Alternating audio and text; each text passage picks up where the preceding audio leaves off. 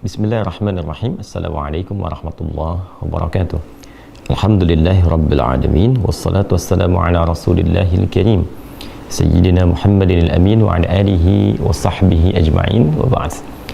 Saudara-saudariku, semoga di subuh ini, khususnya dari Indonesia, waktu bagian barat, dan tentunya terhubung dari berbagai tempat yang boleh jadi terdapat perbedaan waktu saat kita terhubung saat ini, namun demikian tidak menghalangi kita untuk bersyukur pada Allah Subhanahu wa Ta'ala bahwa kita diberikan kesempatan untuk berkehidupan. Semoga kita senantiasa dibimbing, dirahmati dan dimuliakan oleh Allah Subhanahu wa Ta'ala. Selanjutnya kita pun bersolawat pada Rasulullah SAW dengan berharap dari solawat yang kita mohonkan kepada Allah terpercik kepada kita percikan-percikan keteladanan yang dituntunkan Rasulullah SAW dan berpeluang mendapatkan syafaat Rasulullah saat kita kembali pada Allah Subhanahu wa Ta'ala. Saat ini kita akan mencoba menyambungkan kembali pembelajaran kurikulum kita di MIRA, Ma'had Islam Rafi'ah Akhyar, dalam pembelajaran kurikulum online yang insya Allah seperti kami seringkali sampaikan dan tegaskan, beberapa waktu ke depan setelah ada penyesuaian di pembangunan pesantren, kita akan mulai masuk pada kurikulum pembelajaran yang tersusun sesuai dengan jurusan-jurusan yang telah dipilih. Sudah ada 5-6 spesialisasi ya, yang sebelum pandemi bahkan kita telah belajar offline. Baik teman-teman sekalian, nanti kita akan sampaikan itu semua di akhir pembahasan. Kita akan melanjutkan terlebih dahulu materi yang telah kita kurikulumkan dari pembahasan seputar akidah. Kemudian setelah itu kita masuk ke bab salat ya. Bagi yang baru bergabung, teman-teman dipersilahkan untuk merujuk kajian yang telah kita uraikan sedemikian detail insyaallah di pertemuan-pertemuan yang lampau. Khususnya kita sediakan satu kanal pembelajaran di channel YouTube MIRA Ma'had Islam Rafi'ah Akhyar. Di pertemuan yang lalu kita telah juga menyelesaikan pembahasan tentang amalan-amalan pasca salat, ke zikir dan turunan-turunannya. Sekarang kita akan membahas dari amalan turunan-turunan salat sunnah ya, amalan turunan salat sunnah. Dan di kesempatan ini kita akan memulai dengan satu salat yang mendapatkan perhatian tinggi di dalam Al-Quran, juga dalam hadis-hadis Nabi SAW, dengan rincian-rincian yang sangat luar biasa, keutamaan-keutamaan yang juga ditampilkan sangat penting baik dalam Al-Quran ataupun juga hadis-hadis Nabi Muhammad SAW. Yang dimaksud adalah salat tahajud. Hari ini kita akan ambil bagian pertama karena waktu kita juga cukup singkat. Kita akan bahas tentang pengertian, keutamaan, dan tentunya perbedaan antara salat tahajud dan salat lail atau qiyamul lail. Bismillahirrahmanirrahim.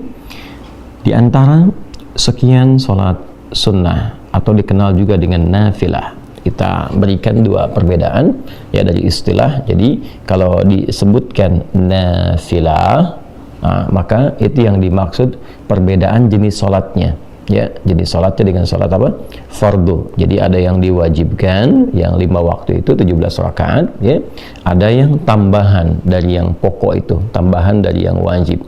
Nah, tambahan dari yang pokok, dari yang wajib itu disebutnya dalam Al-Quran dengan nafilah ya, sesuatu yang diikutkan pada yang pokok, yang kalaupun tidak ada sesuatu itu, yang pokok tetap utuh ya, tapi ini akan berpengaruh pada keindahan, kebaikan, kesempurnaan. Kita ambil contoh misalnya dalam bahasa Arab, kalau teman-teman misalnya lihat kerbau, sapi dan seterusnya gitu ya, nah itu punya ekor kan ya, ada ekornya ya. Nah sapi tanpa ekor misalnya kan tetap sapi ya, kelihatan dari rupanya, depannya dan seterusnya, tapi kelihatannya ada sesuatu yang kalau ditambahkan ekor itu terlihat jadi lebih sempurna kan ya, jadi lebih bagus, lebih indah. Nah itu dalam bahasa Arab, tambahan ekor itu kalau dimasukkan itu nafilah namanya ya, nafilah. Baik, jadi sesuatu yang bertambah pada yang pokok, ditambahkan pada yang pokok, yang dengan tambahan itu menjadikan kesempurnaan itu menjadi bertambah, lebih baik, lebih bagus ya, disebut dengan apa? Nafilah. Jadi di dalam Al-Quran kita akan dapati salat yang menjadi tambahan tambahan pada yang pokok, ya. Yang pokok ini ada yang fardu atau kita kenal dengan wajib, salat wajib. Ini yang 5 waktu, 17 rakaat. Ya. Sementara yang dimaksudkan tambahan dari yang pokok, harap digarisbawahi, bukan menambah bilangan yang pokok.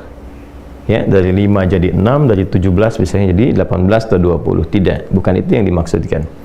Tambahan dari yang pokok itu disebut dengan nafilah. Ya. Ya.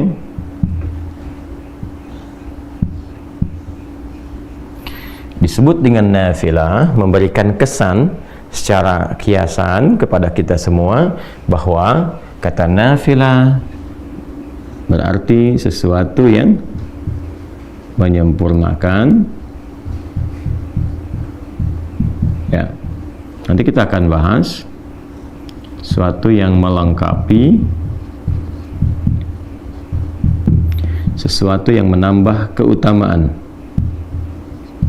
Ya, pelan-pelan.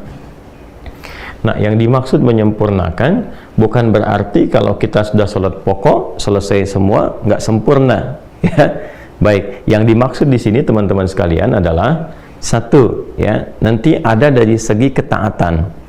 Jadi ketika seseorang menunaikan sholat nafilah di luar sholat yang pokoknya, maka seakan-akan ia menyempurnakan, menambah kesempurnaannya ya dalam hal menaati Allah Subhanahu wa taala, bertambah ketaatannya, lebih sempurna lagi, gitu kan?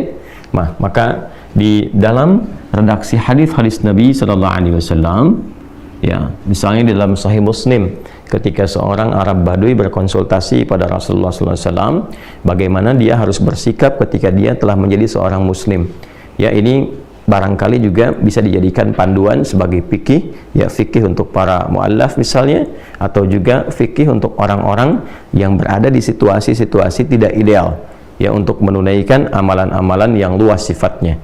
Ya, jadi Nabi SAW memberikan pesan kepada orang ini, karena orang Baduy ini ya tinggal di tempat yang tidak biasa, nggak setiap waktu bisa menemukan masjid, nggak setiap saat bisa bangun malam karena dia pindah-pindah, mungkin kena badai, mungkin dingin dan sebagainya.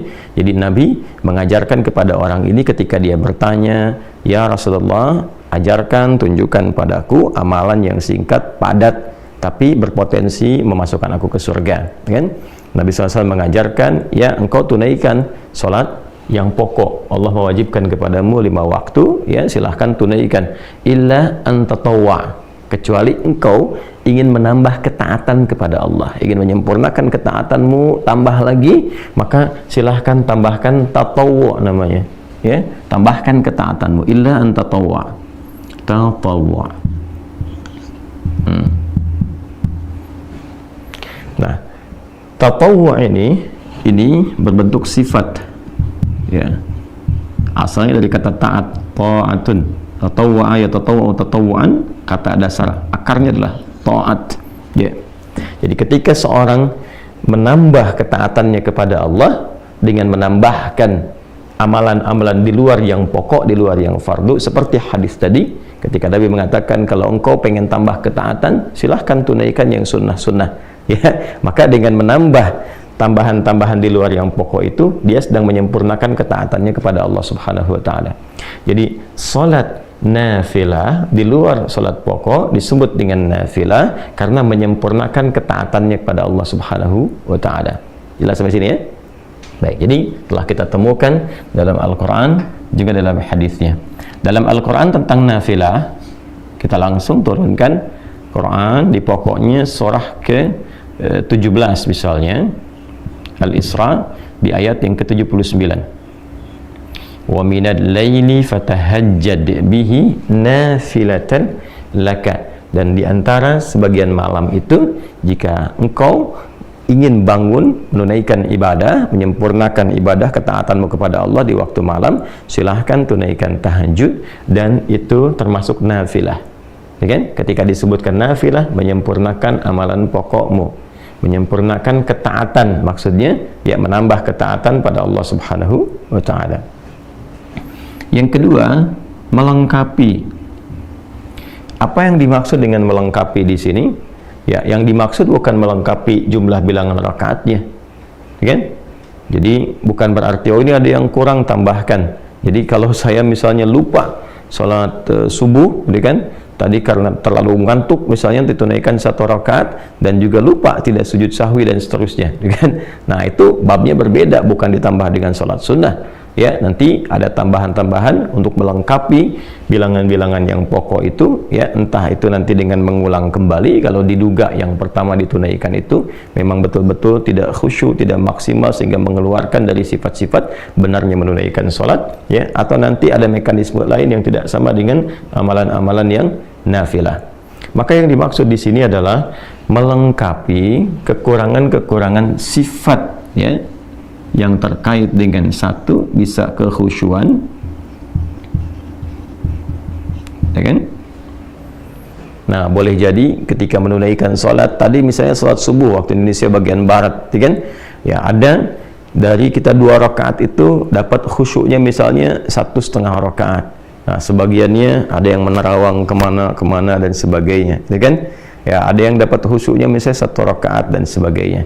Nah, yang menyempurnakan, melengkapi dalam konteks ini kekhusyuan yang dimaksudkan, sehingga pahala yang didapatkan ya tetap disempurnakan dengan amalan-amalan ini, kurangnya dicari dengan nafilah, Nah, inilah fungsinya disebut dengan nafilah, menyempurnakan, melengkapi ya nilai-nilai yang terdapat dalam amalan fardu yang dirasakan kurang. Seperti halnya apa? Kekhusyuan, atau juga dalam konteks pahala. Ya, hadisnya sangat viral sekali. Masih ingat ya? Inna awwala ma yuhasabu bihil abdu yawmal qiyamati as-salah. Ya, sungguh amalan pertama yang akan dihisab di hari kiamat itu, kata Nabi SAW, adalah salatnya. Idza salahat salaha sairu amali wa idza fasadat fasada sairu amali. Jika salatnya terindikasi baik, maka ini memberikan sinyal yang baik bagi amal-amal lainnya. Namun jika sholatnya bermasalah, maka ini memberikan kesan ada persoalan pula di amal-amal yang lainnya. Karena itu nanti kita akan temukan di bab-bab sholat itu dampaknya kepada amalan lain, bahkan kepada perilaku sangat tinggi. Ya, seperti dampak sholat terhadap iman. Itu banyak di Quran, nanti disebutkan sholat bahkan dengan diksi iman. Ya, wa ma kana Allahu liyudhi'a imanakum. Quran surah kedua Al-Baqarah ayat 143 itu kan. Dan Allah tidak akan menyia-nyiakan sholat yang kau tunaikan dengan imanmu. Dan sholat di sini sebut langsung dengan iman. Ya, kemudian juga Nabi mengatakan, ya al-farqu bainal mu'min wal kafir tarkus shalah. Kalau engkau ingin bedakan antara orang yang punya iman dengan orang yang tidak beriman, ya lihat pada perilakunya, apakah dia mengerjakan sholat atau tidak. Nah, jadi ada pengaruh sholat kepada aspek keimanan. Ya, nanti ada pengaruh sholat pada perilaku. Quran surah ke-29 ayat 45 itu ya, innas sholata tanha 'anil fahsya wal munkar. Jadi kalau seseorang itu benar menunaikan sholatnya, bagus dia, maka akan terlihat dampak perilaku pada kehidupannya. Orang sholat, lebih baik perilakunya, lebih tertata, dia beraktivitas, lebih bisa menjaga bagian tubuh dia dari ujung kepala sampai ujung kaki. Intinya dia banyak berbuat kebaikan. Sehingga dari kebaikan ini dia bisa mengatur amal-amal turunan yang lainnya. Udah pasti tuh kalau sholatnya benar, dia pasti bercita-cita pengen haji, pengen umrah, dia pasti ingin berzakat, kan? Dia pasti ingin dekat dengan Al-Quran. Jadi modal pertamanya sholat. Itulah sebabnya kenapa anak-anak di usia 7 sampai 10 tahun pendidikan dasarnya sholat. Ya, bukan manasik ya. Walaupun tidak salah anak-anak TK, SD diajarin manasik, tapi yang diperkuat sholatnya dulu ya. Sholatnya dulu itu yang fokusnya, teman-teman sekalian. Nah, kembali ke sini ya. Dari hadisnya nanti kalau kita akan teruskan, ketika seorang hamba terlihat bahwa dalam sholat pokok yang ia tunaikan itu ada yang kurang maksimal dari kehusyuannya, sehingga pahala yang diraih pun tidak optimal, maka Allah perintahkan kepada malaikat untuk melengkapi itu semua dengan catatan sholat-sholat nafilahnya. Ya, sholat-sholat apa? Nafilahnya. Nah, karena itulah kemudian dalam konteks ini sholat-sholat yang nafilah yang menyempurnakan ketaatan kepada Allah Subhanahu wa taala juga dihukumi dengan sunnah. Nah, sunnah. Jadi kalau kita ngaji ya di turunan bab fikih, khususnya dimasuk di bab usul fikih. Ya, jadi nanti di fikih itu produk hukumnya. bagaimana kita mengonstruksikan dalil-dalil menjadi sebuah produk hukum. Al-Quran itu kan dalil hukum, hadis dalil hukum, nanti ada ijma', ada qiyas. Ya, ketika kita mendapatkan satu persoalan, melihat sumber hukumnya. Nah, sumber hukum ini ketika kita ingin meramu ini, ya, mengkonstruksikan persoalannya sehingga mendapatkan dari sumber hukum isyarat hukum, maka ilmunya yang mengatur itu fikih namanya, sehingga keluarlah produk hukum. Apakah ini halal, ini haram, dan sebagainya. Tentu merumuskan ini nggak sembarangan. Ada petunjuknya. Di Islam itu lengkap sekali. Jadi ada langsung petunjuknya dari Nabi Shallallahu Alaihi Wasallam. Begini cara merumuskannya, seperti ini cara menetapkannya, menentukannya, dan sebagainya. Dari mulai bagaimana Nabi memberikan penjelasan untuk memahami tafsir Al-Quran, lalu menerangkan kepada kita dan menunjukkan begini menafsirkan dan mempraktekannya lewat hadis, dan setelah itu menguji sahabat bagaimana kemampuan mengkonfigurasikan dan memitigasikan persoalan-persoalan untuk diberikan pandangan hukum. Ya, seperti kasusnya sahabat Mu'adz bin Jabal radhiyallahu taala anhu ketika beliau diutus ke Yaman oleh Nabi sallallahu alaihi wasallam untuk menyampaikan dan menebarkan risalah Islam. Maka kepada Mu'adz bin Jabal, Nabi mengetes beliau sebelum berangkat, ya, mencoba untuk mengkonfigurasikan pemahamannya benar nggak ketika berangkat ini, dites dulu. Nah, itulah tugasnya para dai sebelum berangkat tuh, lengkapi diri dengan pengetahuan, kemampuan juga untuk memahami sumber-sumber hukum Islam, ya, sehingga Nabi memastikan kalau engkau nanti ingin memutuskan perkara, bagaimana caramu melakukannya. Maka kata Mu'adz, saya akan melandaskan semua apa yang akan saya jawab itu, pertama saya lihat sumber hukumnya dari Al-Quran, ya, setelah itu dari mana? Ya, dari hadis. Setelah itu kalau engkau ingin memutuskan itu, engkau tidak dapat langsung lihat dalilnya spesifik di Quran, juga di hadis, bagaimana? Ya, ana ajtahidu bira'i, kata beliau, saya menggunakan pendekatan, ya, pemahaman saya yang bersumber dari Al-Quran dengan hadis. Jadi dikonfigurasikan, oh ini seperti ini nih memahaminya, ini ada ayatnya, ini ada hadisnya, lihat isyaratnya kemana, begini hukumnya. Dan nanti yang luar biasa membaca itu, ya, untuk merumuskan pola hukum di turunan fikih sehingga menjadi kaidah-kaidah fikih, diantaranya Al-Imam Asy-Syafi'i dengan kitabnya yang sangat terkenal, yaitu kitab Ar-Risalah, yang dikodifikasikan, dibukukan dari hasil surat menyurat beliau, ya, dengan seorang pembesar yang meminta petunjuk, dijawab, minta petunjuk, dijawab oleh Al-Imam Asy-Syafi'i, lantas itu kemudian dibukukan. Yang sebelumnya didahului juga oleh Imam Abu Hanifah, memberikan isyarat-isyarat qiyas nanti, ya, karena di tempat beliau beraktivitas di Irak itu karena jauh dari Madinah, maka pendekatan ra'i, ya, rasionalitas itu lebih banyak. Jadi kalau kita lengkap di Islam tuh, kalau ingin belajar spesifikasi tentang turunan sumber hukum dalil, ada Imam Malik misalnya, rahimahullahu taala, yang tumbuh berkembang sampai wafat di Madinah, imamnya Madinah, Imam Darul Hijrah. Kalau kita ingin belajar tentang logika dalam agama, bagaimana memahami ini secara logika, bagaimana memahami hukum ini secara pendekatan logika, maka ada Imam Abu Hanifah An-Nu'man. Ya, kalau kita ingin menggabungkan keduanya, ada Al-Imam Asy-Syafi'i. Nanti muridnya Imam Asy-Syafi'i ada Imam Ahmad bin Hanbal. Jadi lengkap, di kita tinggal merujuk, memilih, melihat, dan melengkapi keseluruhannya.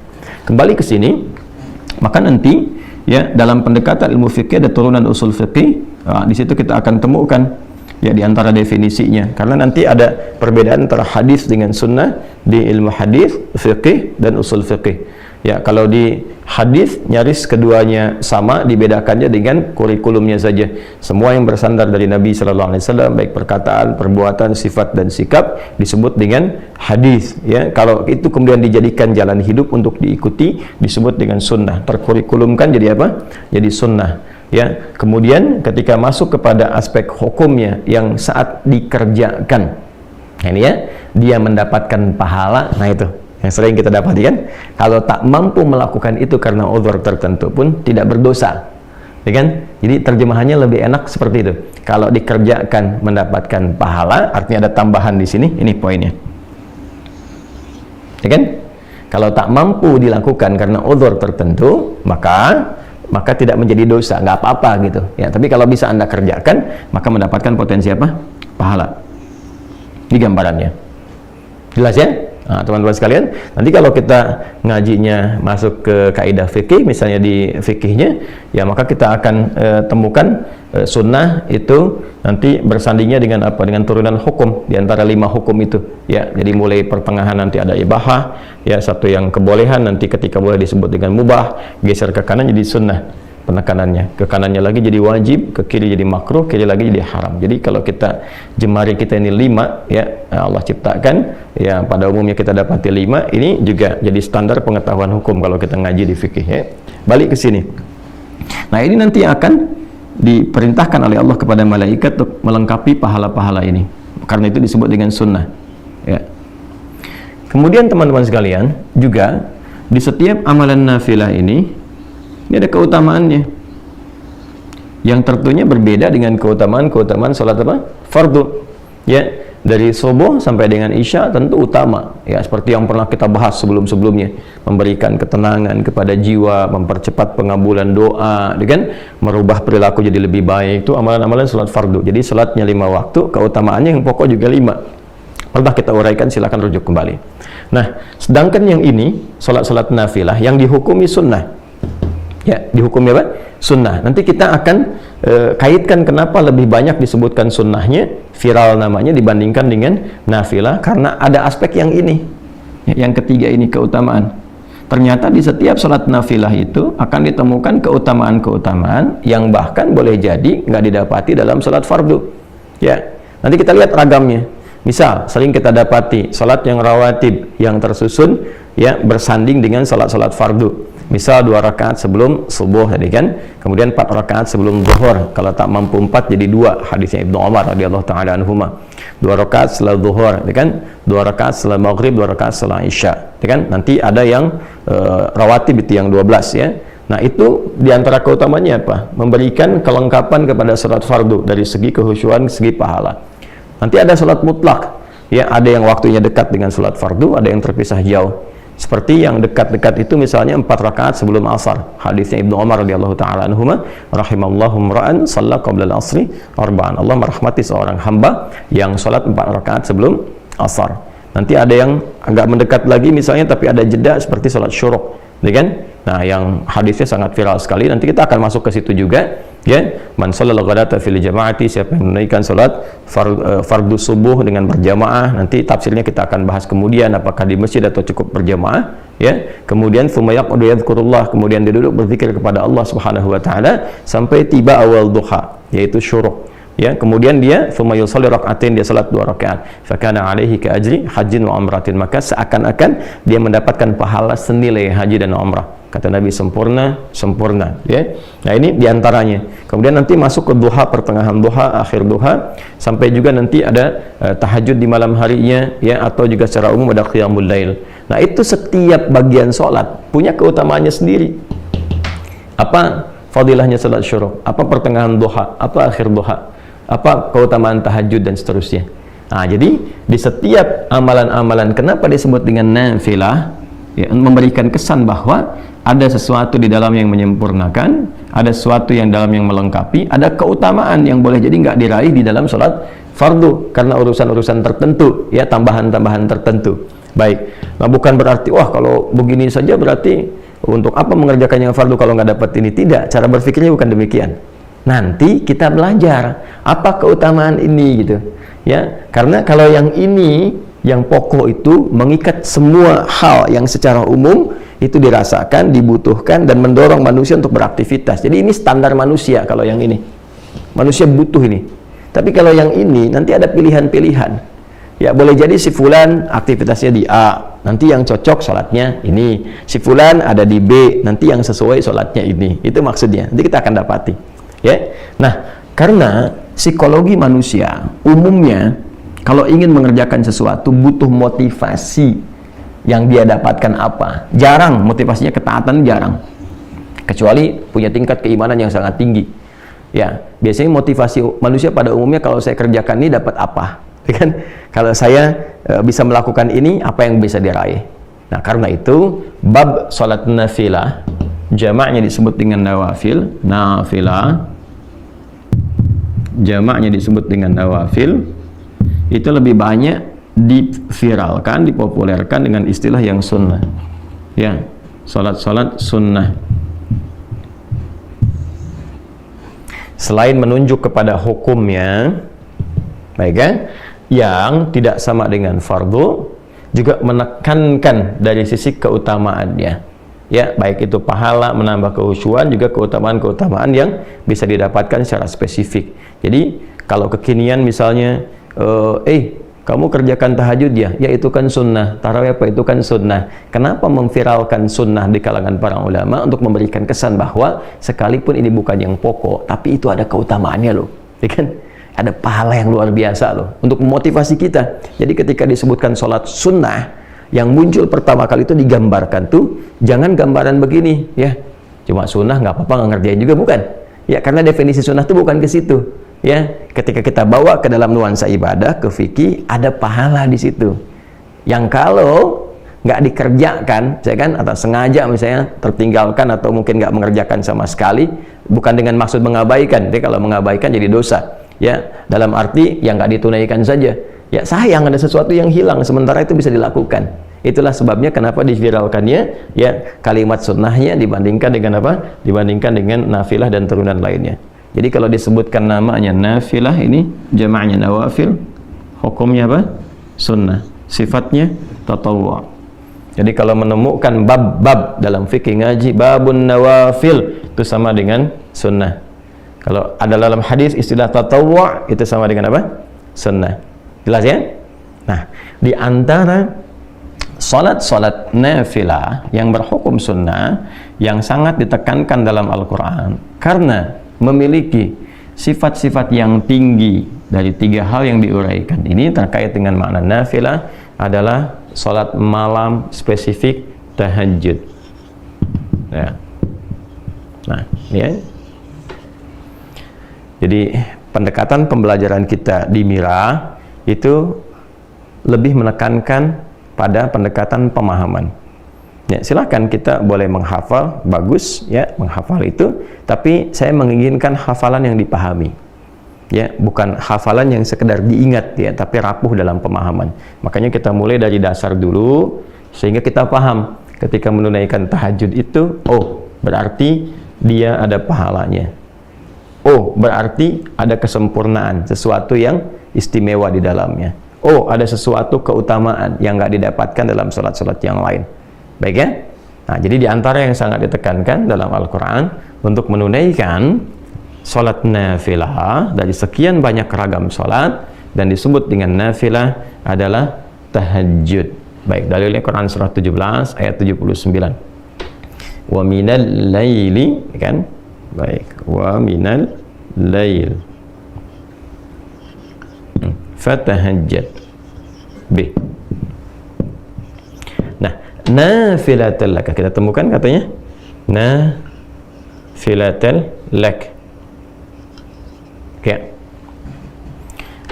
Wa minal laili, dan dari sebagian malam ya, fatahajjad, maka bergegaslah engkau untuk bangun menunaikan tahajud nafilah. Kita temukan kata nafilahnya ya. Sekalipun sholat itu bukan sholat yang pokok yang ditetapkan untukmu ya, itulah bagaimana Allah sangat memahami dan mendetil pada keadaan hambanya, karena memang Allah penciptanya ya. Tidak semua hambanya memang ya memiliki motivasi yang mendorong ia untuk bisa bangun di malam hari menunaikan sholat. Karena itu Allah memberikan tugas kepada kita yang pokok itu, yang umumnya seluruh hamba itu secara general bisa melakukannya.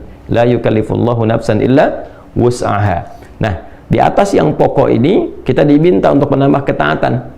Ayo optimalkan nih karunia yang Allah berikan. Di waktu malam itu juga ada keutamaan-keutamaan buru, ya kan? Tingkatkan ketaatan dirimu, tingkatkan kemampuanmu, maka ditempatkan hukumnya sunnah ya, amalannya nafilah, supaya juga tidak terlampau memberatkan kepada hambanya, tapi memotivasi untuk mengajar bagi siapa yang ingin mencapai keunggulan. Baik ya? Nafilatul lak, sekalipun itu hanya nafilah ya untukmu, laka ya, untuk kita hamba-hamba Allah pada umumnya. Kalau nanti kalau ke Nabi itu berbeda pendekatannya. Jadi ini yang di luar Nabi, kepada kita pada umumnya. Tapi nanti ada keutamaan-keutamaan di dalamnya, kata Allah ya, yang akan diterangkan setelahnya. Jadi yang pertama kita jelaskan dulu status tahajud itu, teman-teman sekalian. Statusnya masuk dalam kategori nafilah. Hukumnya apa? Sunnah, dan memberikan isyarat pada tambahan tatawwu, tambahan sifat taat di hadapan Allah Subhanahu wa taala. Artinya berbahagialah Ketika Anda mampu bangun di malam hari untuk menunaikan tahajud, berarti Anda dinilai oleh Allah, digolongkan, dimasukkan ke dalam golongan hamba-hamba yang mampu menambah ketaatan. Pertahankan. Jadi berbahagialah ketika bisa bangun malam, artinya Allah sedang memuliakan kita dengan menambah sifat taat pada diri kita. Nah, ini pemahaman seperti ini kalau kita mengkajinya dengan dasar-dasar demikian, itu menambah motivasi. Ya. Namun sebaliknya, ketika pemahaman ini kita tidak dapatkan, ya boleh jadi mungkin bisa memilih yang lain. Ada orang yang begadang hanya untuk nonton bola misalnya, ya walaupun secara duniawi tidak salah. Tapi kalau di-compare dengan ini kan ada kehilangan sesuatu, sayang, ya kan? Atau mengerjakan aktivitas lainnya. Tapi kalau kita bisa mendapatkan bab ini dengan baik, wah, dapat kesempatan ini. Tiba-tiba ada dorongan untuk menunaikan itu semua, maka berbahagialah, status kita sedang dinaikkan oleh Allah sebagai hamba yang dinilai bertambah ketaatannya, ya kan? Nah, saat yang bersamaan juga kita punya motivasi ketika bangun di malam hari, kita terdorong menunaikan itu. Kenapa? Karena nanti kita kejar, ada tambahan pahala nih. Lalu kita lihat ke belakang, apakah sudah merasa salatnya benar, ya, dari subuh sampai dengan ke isya, apakah salatnya sudah merasa khusyuk. Ketika kita merasakan boleh jadi ada yang kurang sempurna, kita bangun tunaikan. Ya. Dan yang lebih dahsyat, ada keutamaan di dalamnya. Ya, ada keutamaan. Apa di antara keutamaan-keutamaannya? Nanti kita turunkan ya setelah kita mengulas dulu bagian ayatnya dari awalnya. Ya. Al-Quran, teman-teman sekalian, sebelum menampilkan kepada kita untuk menunaikan sholat yang dimaksudkan, maka menjelaskan kepada kita 3 hal utama. Ya, 1, penjelasan waktu. Kedua, aktivitas atau nama amal yang akan dilakukan. Yang ketiga, menunjukkan keutamaan dan status hukum.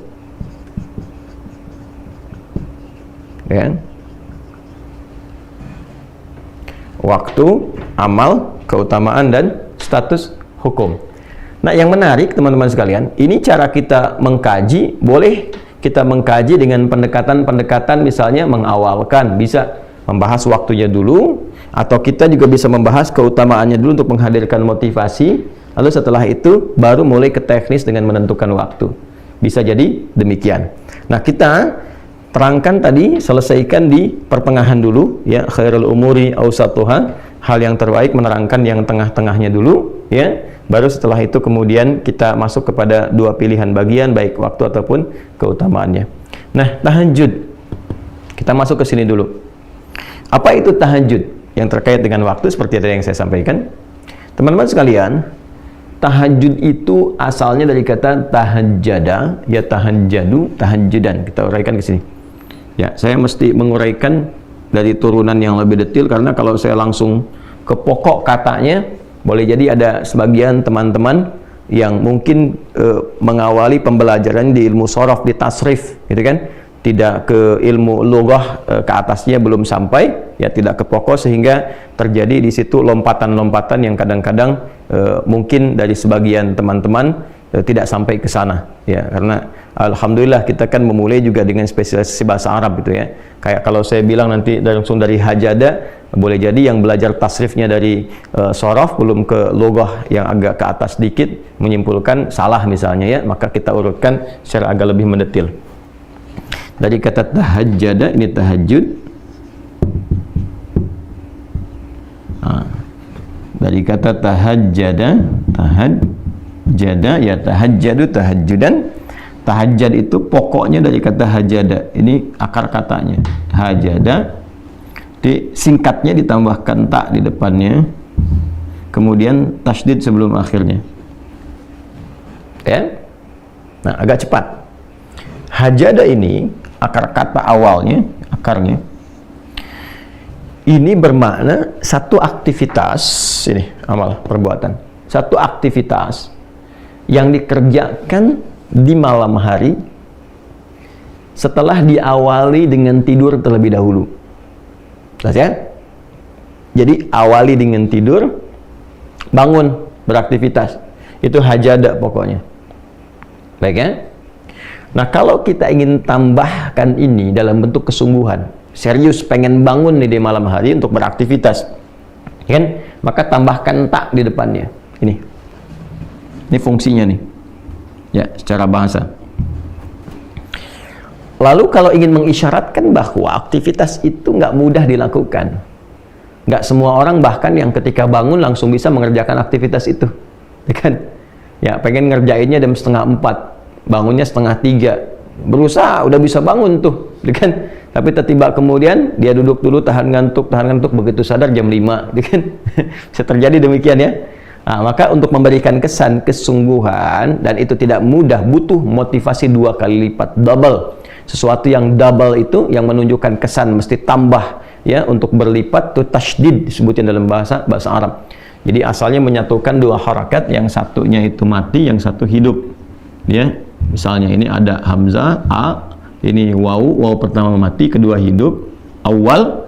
Maka untuk bisa mempersingkat ini dijadikan 1 huruf, tambahkan tasydid, maka double, menyatukan 2 menjadi 1. Yang satu sukun, yang kedua apa? Berharakat. Jelas ya? Ini dari kajian dasarnya.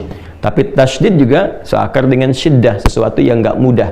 Jadi kalau kita ngaji fikih bahasa, kita akan dapatkan biasanya pekerjaan-pekerjaan yang tidak mudah dikerjakan, sehingga butuh motivasi double, 2 kali lipat. Ya, itu secara psikologisnya dia ditambahkan tasydid sebelum akhirnya. Maka berubahlah dari kata hajada menjadi tahajjada, memberikan kesan bahwa kesungguhan, keseriusan untuk mengerjakan aktivitas di malam hari setelah tidur terlebih dahulu, walaupun itu tidak mudah dilakukan, tapi dia menumbuhkan motivasi berkali lipat untuk mewujudkan itu. Nah, sifatnya, karakternya disebut dengan tahajud namanya, ya, tahajud nih. Ini di Quran kembalinya ke sini, ke kata kerjanya, untuk menunjukkan pekerjaannya. Ya, wa minal laili, dan dari sebagian malam. Minnya sebagian, menunjukkan 2 kesan. Ya, kesan pertama, nggak harus semalam suntuk penuh untuk menunaikan ibadah ini. Ya, cukup sebagiannya lah yang Anda pandang Anda bisa mengerjakan itu secara ideal, sesuai dengan kelapangan Anda. Ya, misalnya kalau Bang ada Isya istirahat, sekarang jam 8, misalnya istirahat jam 9, ya, bangun di pertengahan malamnya, dengan memberikan kesan bahwa ya saya bisa bangun jam 1 misalnya, silahkan kerjakan. Jam 2 misalnya, silahkan. Ya, atau awal-awal dekatkan ke subuh misalnya. Kalau subuhnya 4:35 misalnya, ya Anda bisa tunaikan jam 4 misalnya, atau 4:15, sehingga ketika selesai dekat ke subuh dan tidak terlampau ngantuk untuk mengerjakan sholat subuh, karena di awal-awal. Ya, ini kesan min yang didapatkan, teman-teman sekalian.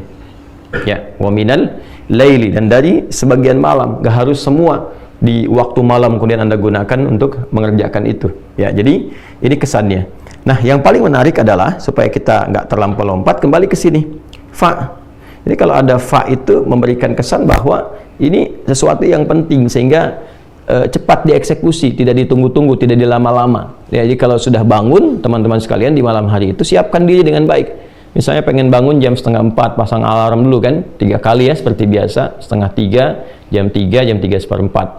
Alarm pertama matikan, alarm kedua siap-siap, yang ketiga sudah ya ready lah ya untuk persiapan itu. Maka kalau sudah siap itu pakai fa, cepat, segera tunaikan, jangan pakai jeda gitu, langsung eksekusi.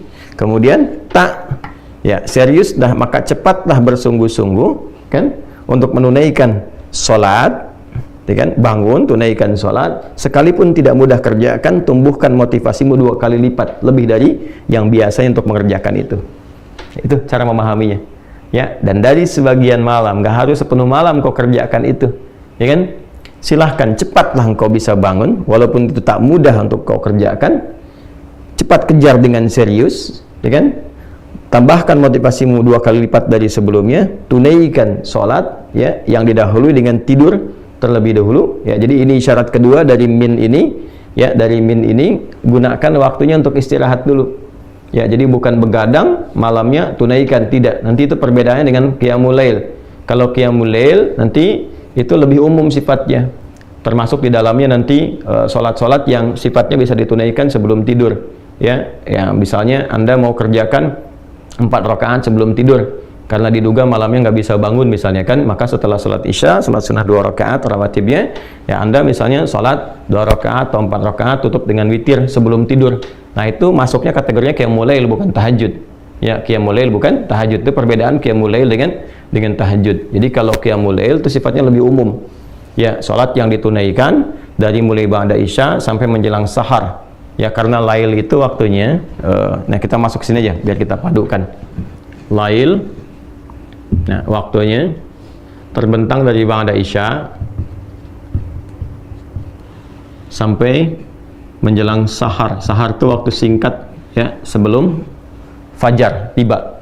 Amalan di waktu sahar disebut dengan sahur namanya. Ya, jadi kalau spesifiknya kalau ini ba'da isya misalnya 19.45 misal. Kalau ini subuhnya misalnya 4.35, taruhlah 15-20 menit sebelum subuh 4.15 misalnya. Kan?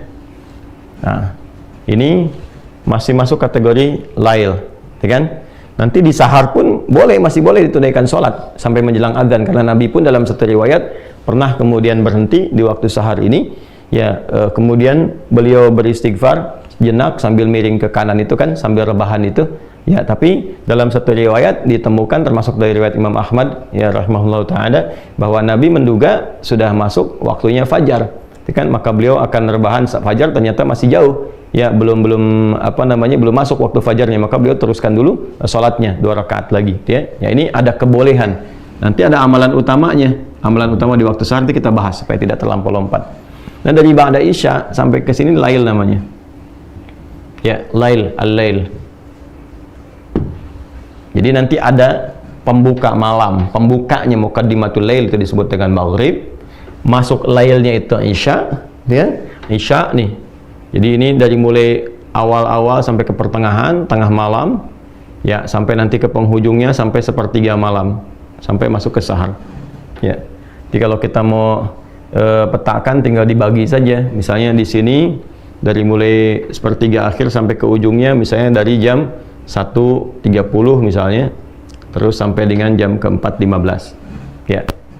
Nanti kalau sudah masuk ke teknis kita bisa bahas bagaimana teknisnya kalau dikonversi ke waktu, kira-kira kebiasaan Nabi bangun jam berapa, selesai jam berapa, itu kita bisa turunkan. Ya. Baiklah teman-teman sekalian. Nah, ini dari waktunya ini kalau ada orang misalnya dia menduga karena lelahnya luar biasa aktivitas, dia duga nggak akan bisa bangun nih jam segini nih. Maka dia memilih sholat ba'da isya, sholat sunnah 2 rakaat untuk rawatibnya, lalu dia sholat sebelum tidur nih. Ya.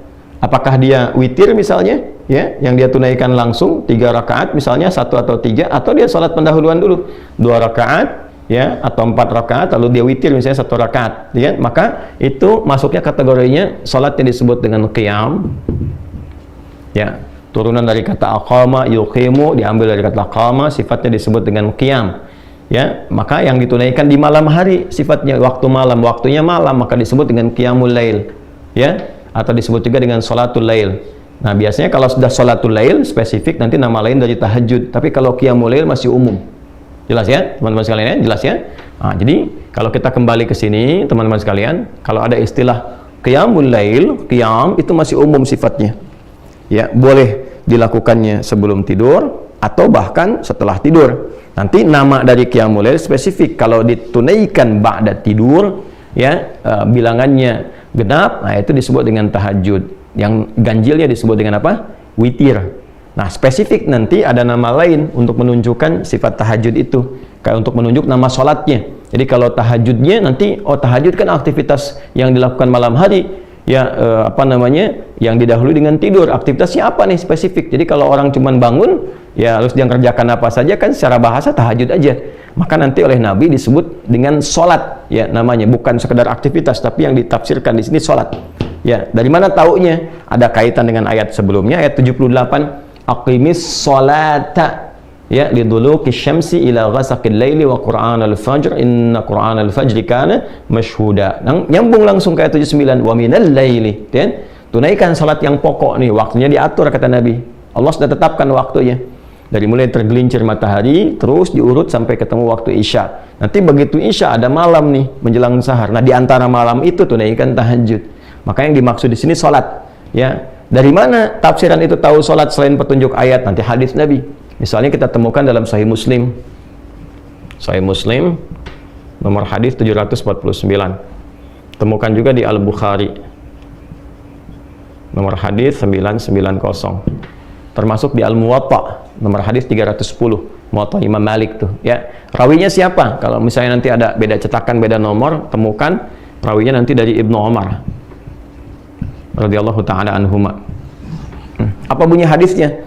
Ya, hadatsana qala Rasulullah sallallahu alaihi wasallam, salatul laili mathna mathna, fa idza khashiya ahadakum al-fajra falyutir rak'atan wahidah. Salatul laili, kalau engkau bangun salat malam, ini nih yang dimaksud tahajud.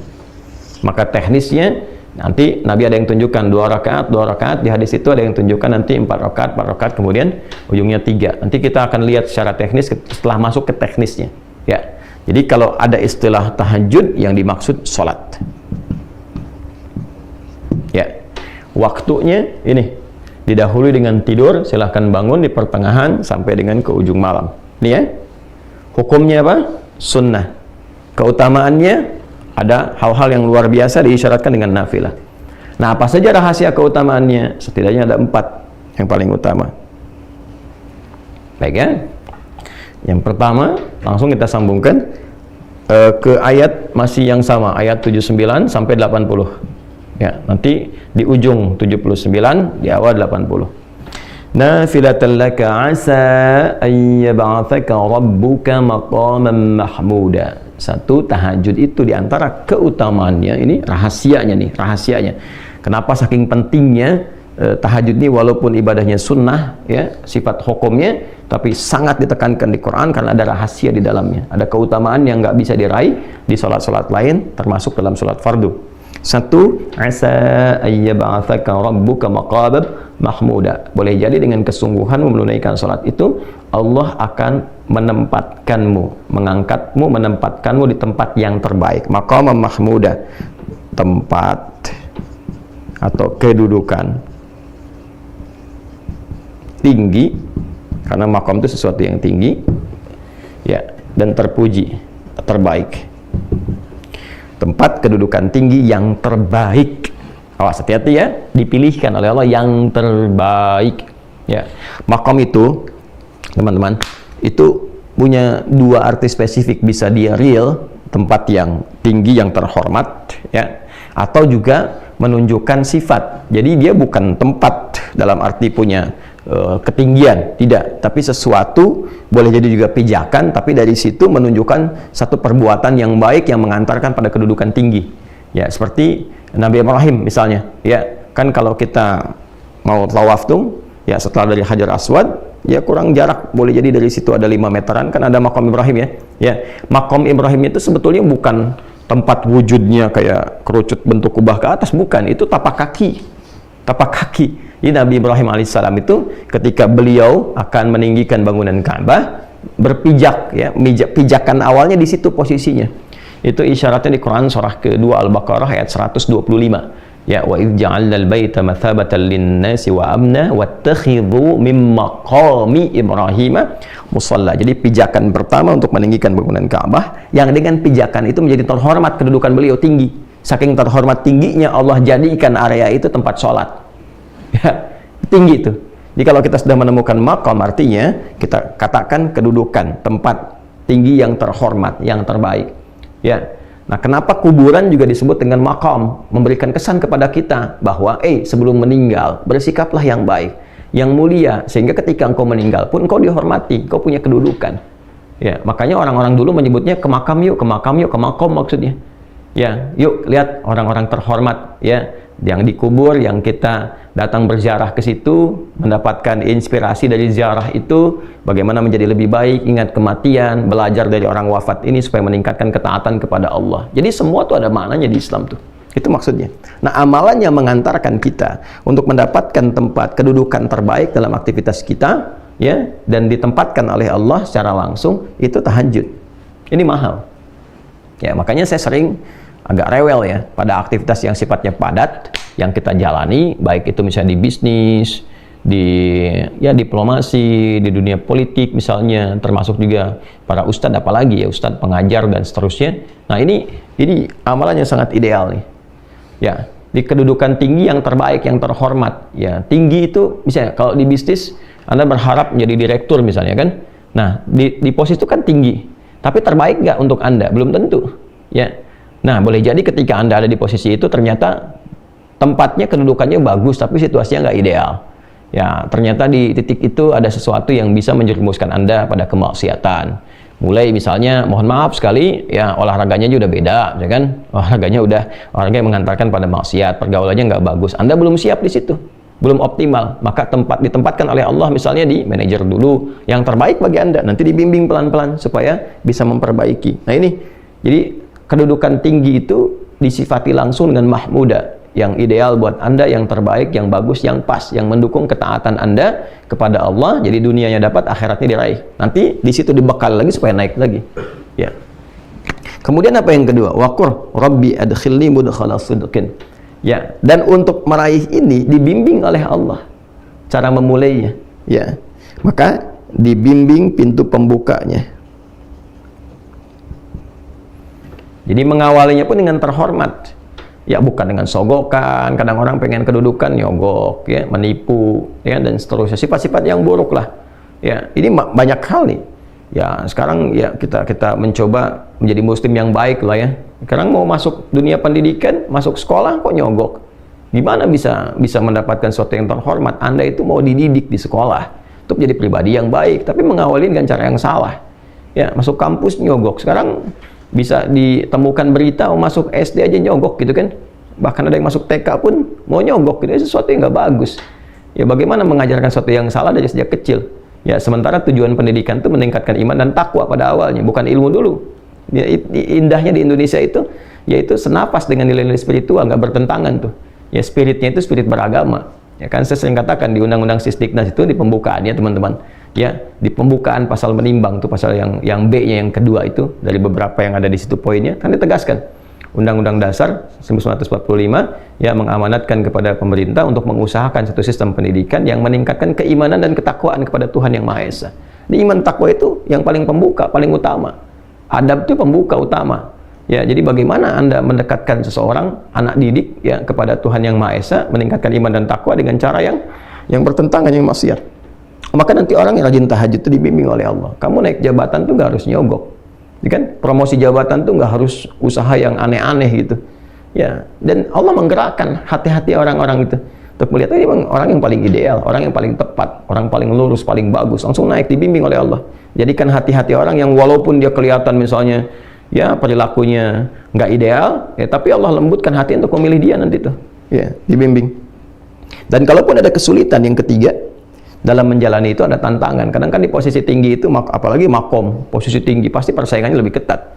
Ya, jadi kalau ya seringkali kan diilustrasikan dalam kehidupan itu, kalau jabatan paling tinggi seperti pohon kan, semakin naik, semakin tinggi anginnya makin kencang kan, persaingannya ketat dan sebagainya. Jadi kadang-kadang memerlukan jalan keluar, solusi. Wa akhrijni mukhrajas sidqin, maka Allah pun memberikan solusi.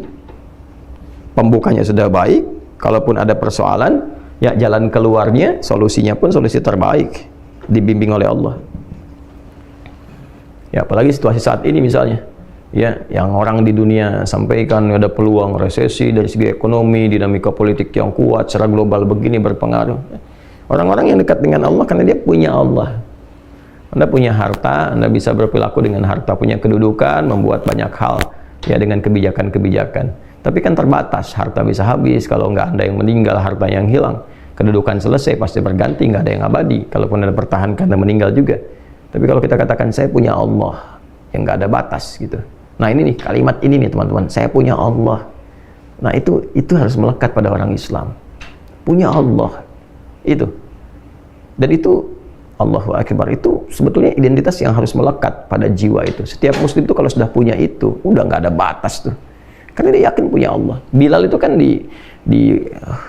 dalam tanda petik ya, disiksa gitu. Ya, saya katakan dalam tanda petik karena saya itu agak sulit menemukan kata-kata yang menggambarkan bagaimana hebat dan dahsyatnya perjuangan Sayyidina Bilal bin Rabah radhiyallahu taala anhu, dan tidak layak untuk mendapatkan kalimat itu sebetulnya. Tapi sejarah kan menunjukkan bagaimana beliau diikat, kan, di atas batu yang sudah dipanaskan, di lapang yang panas, lalu dicambuk kan.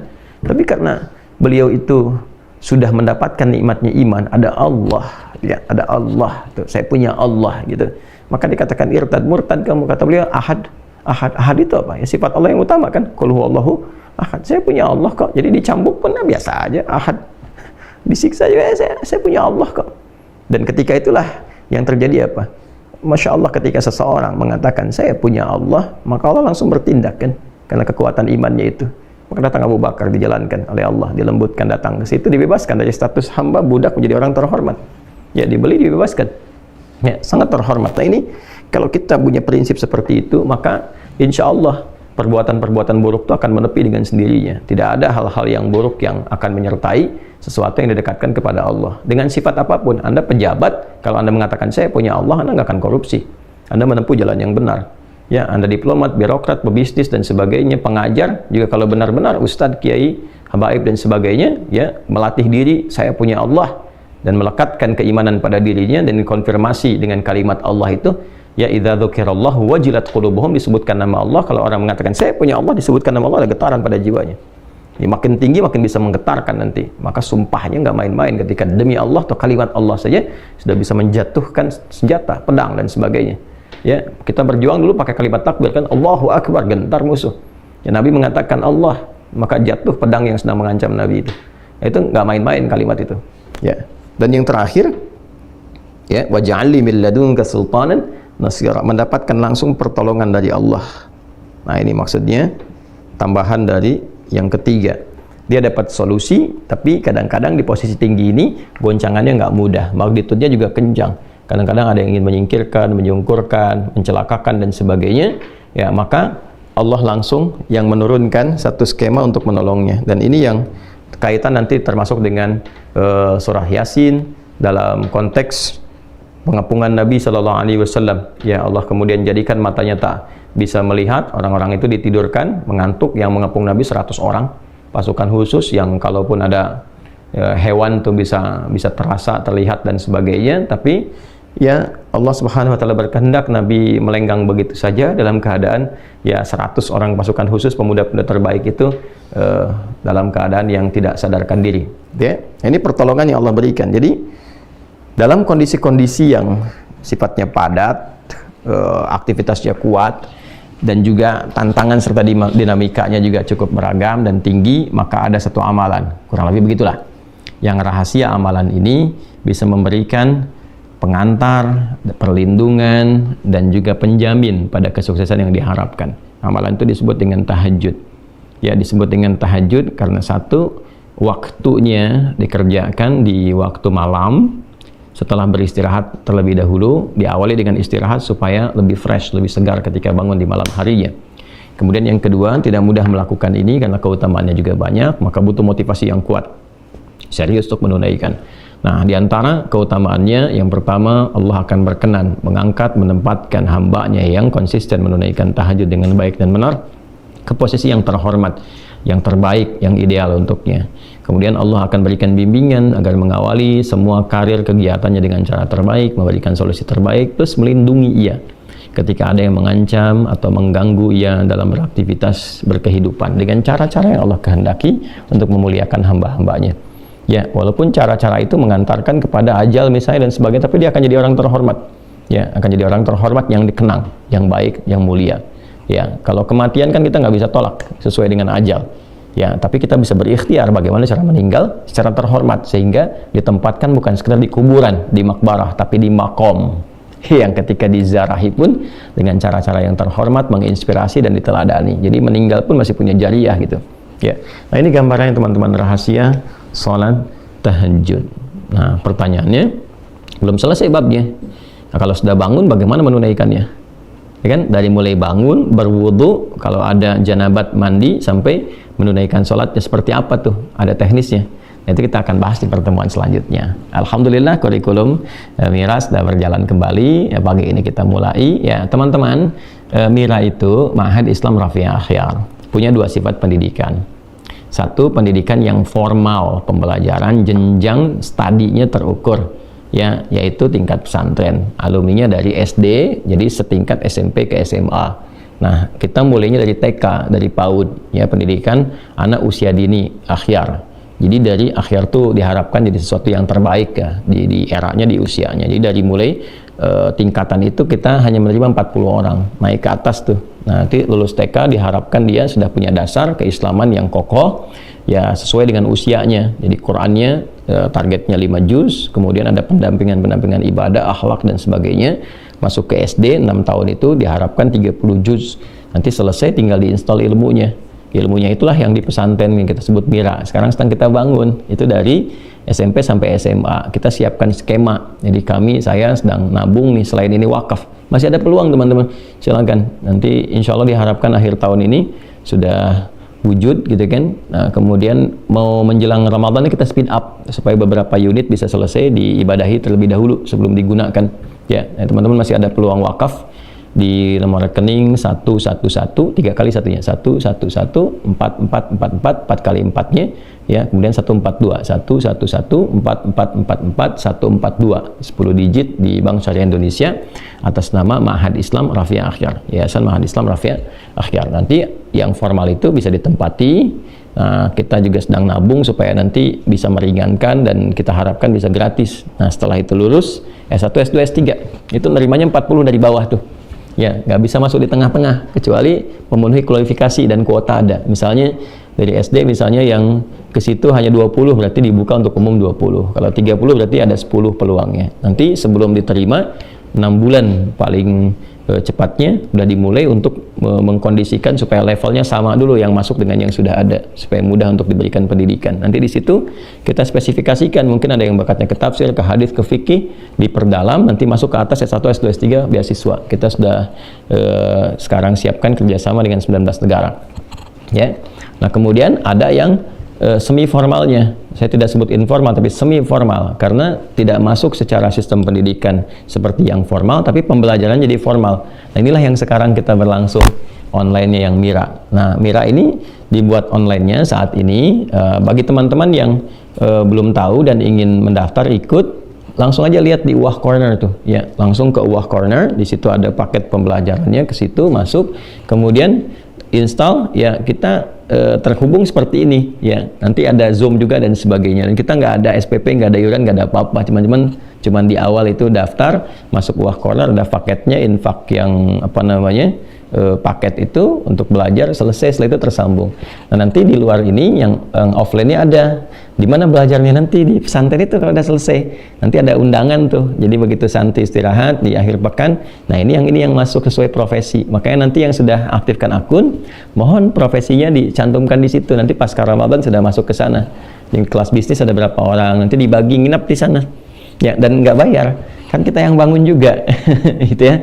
Nah, jadi kalau saya kurang terbiasa kalau kajian misalnya ya taruhlah khusus, nggak salah ya, daurah misalnya spesifik di hotel atau apa dan sebagainya, nggak salah, silahkan. Cuma saya lebih ingin memfungsikan apa yang sudah ada, kita bangun, kita rencanakan supaya berkahnya lebih banyak ya, dan nggak ada bayar karena saya kan ngajar, kita berusaha untuk cari akhirat bukan cari dunia. Jadi kalau Anda mau infak ya infak ke tempatnya aja, untuk bangun, untuk apa, untuk kita fungsikan. Nanti kita makannya sama-sama, kita rasakan suasana kehidupan di pesantren ya kan, 2 malam misalnya selesai, nanti pekan berikutnya gantian dengan yang lain. Nah, itu yang dikurikulumkan. Nanti ada kelas di kesehatan, kedokteran, ada kelas di bisnis ya, ada kelas dunia diplomasi, ada kelas ibu rumah tangga, ada kelas ilmuwan dan kelas pembelajar. Ya, termasuk yang dari luar negeri pun sudah kita beberapa ya, dengan Amerika, dengan beberapa yang lain. Nanti ada summer camp, bisa nanti ikut di summer camp, programnya agak lama itu, kalau bisa sebulan sampai 2 bulan, jadi belajar tentang keislaman ya, dan disesuaikan dengan kebutuhannya. Jadi kalau dari luar negeri mau belajar boleh, nanti kalau sudah selesai kita siapkan tempat-tempatnya ya, dan di kita insya Allah semangatnya untuk berislam dengan lebih baik. Nah, ini teman-teman sekalian, insya Allah kurikulum berjalan, mudah-mudahan esok hari juga kita siapkan bersambung dari apa yang telah kita bahas. Kemudian nanti kalau udah masuk bulan Maret, Miranya spesifik untuk Ramadan ya, persiapan Ramadan, karena nanti sudah akan masuk awal-awal ke Ramadan. Jadi sudah Sya'ban tuh, awal Maret itu sudah ke awal-awal menjelang pertengahan Sya'ban ya, nanti masuk 22 itu sudah akhir Sya'ban, 23 atau 24 nanti kita akan bahas tuh ya, untuk masuk awal Ramadan bersamaan dengan awal Ramadan. Jadi fikihnya kita siapkan dari awal supaya saat Ramadannya kita optimal ya. Dan yang kedua, informasi pentingnya teman-teman sekalian, kita sedang menyiapkan paket-paketnya untuk pembelajaran. Nanti ada juga kejutan, ada juga yang dari sekarang kita siapkan. Nah, untuk hafalan nih, kita udah tebarkan kemarin buku paket hafalannya, kita siapkan ke Sumbawa ada 2000 plus 300 ke pesantren Dia Malelanya, jadi 2300. Kemudian di Bengkulu kita siapkan 2000 ya. Lalu kita Riau juga kita berikan 1000 ya. Kemudian juga ada di Sukabumi kemarin ya 100 paket kita berikan. Satu paket itu ada 3 buku. Nah, teman-teman yang pengen ikut ke visi ini, jadi kita berikan itu, kita sebarkan tuh secara gratis. Nanti pas Ramadan kita berikan kurikulum menghafal Quran selama Ramadan. Paketnya udah ada, tinggal dikasih bimbingan terkoneksi ya. Nah, itu kita mau bagikan gratis teman-teman. Jadi kalau mau ikutan teman-teman bisa ke rekening, lihat deskripsi aja ya. Di BSI juga tuh yang atas nama Tahiyat itu ada di situ ya, tinggal dicek paketnya kemana, itu nanti difungsikan untuk bisa mendapatkan paket-paket yang akan kita sebarkan. Insya Allah optimalisasinya ada di Ramadan. Saya kira itu yang bisa kita terangkan dulu di subuh kali ini ya. Mudah-mudahan ada manfaat yang Allah ridhai dan mendorong kita untuk semangat menunaikan, meraih kehidupan yang baik dan akhir yang husnul khatimah insyaallah. Terima kasih terhubung di subuh kali ini waktu Indonesia bagian Barat. Semoga Allah rahmati kita semua. Allahumma taqabbal minna innaka antas samiul alim wa tub alaina innaka antat tawwabur rahim. Rabbana atina fid dunya hasanah wa fil akhirati hasanah wa qina adzabannar. Allahumma ya arhamar rahimin warzuqna ni'matat tahajjud fi hayatina ya Allah waj'alna minal mustaqimin fiha ya arhamar rahimin. Wa sallallahu ala sayyidina Muhammad wa ala alihi wa sahbihi ajma'in. Wa akhiru da'wana subhanakallahumma wa bihamdika nashhadu an la ilaha illa anta nastaghfiruka wa natubu ilaik. Walhamdulillahi rabbil alamin. Assalamualaikum warahmatullahi wabarakatuh.